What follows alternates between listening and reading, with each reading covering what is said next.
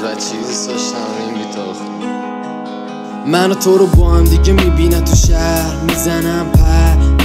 پر همیشه پشت سرم میمونن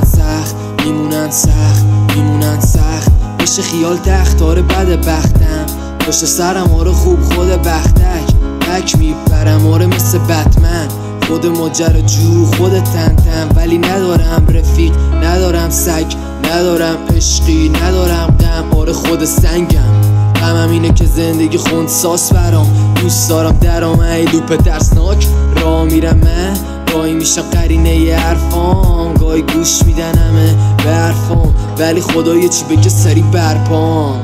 من و تو رو با هم دیگه میبینم تو شهر، من برم کویرم میاد داره برف، اینا دروغ میگن توی اخبار،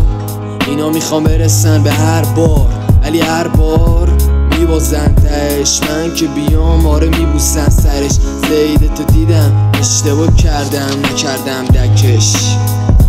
دنیا میخواد منو کنه چکش، ولی لقبم چیه خود سرکش،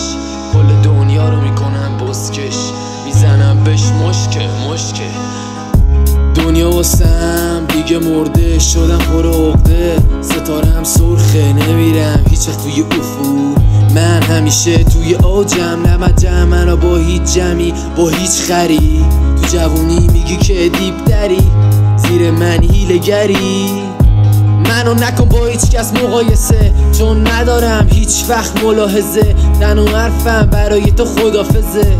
کسی که مردست و زنده است حافظه.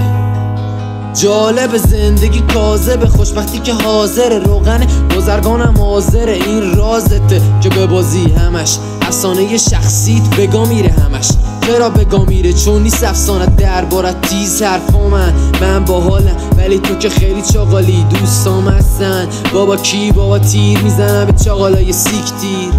جادو میکنم من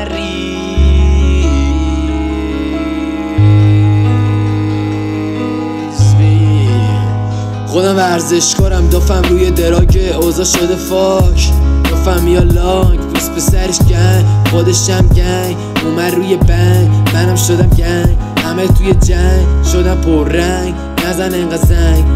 انقدر زنگ، آره خود گنگ، آره خودم گنگ، دافم روی دراگ، شده همش بنگ، ای چقدر اونو تلخه داداش، من گرگ وحشیه مشکیم بابا، من گرگ مشکیم مثل رضا پیش رو قلم کش میرم آیه قدیس.